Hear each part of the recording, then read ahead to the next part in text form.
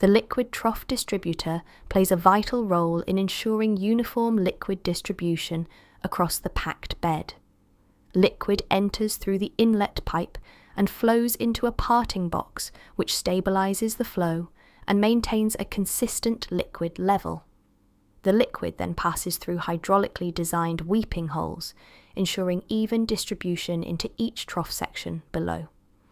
As the troughs fill, the liquid head is maintained using additional holes, drip guides, or V-notches to ensure balanced flow onto the packing surface. Proper installation is critical as the distributor must be level to achieve uniform wetting across the packed bed. Trough distributors offer excellent performance over variable liquid flow rates and provide strong fouling resistance. Due to some vapour and liquid interaction within the troughs, they can also contribute a minor mass transfer effect.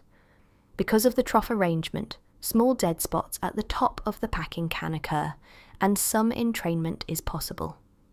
Rosenberg supplies a wide range of trough distributor designs suitable for both random and structured packing applications.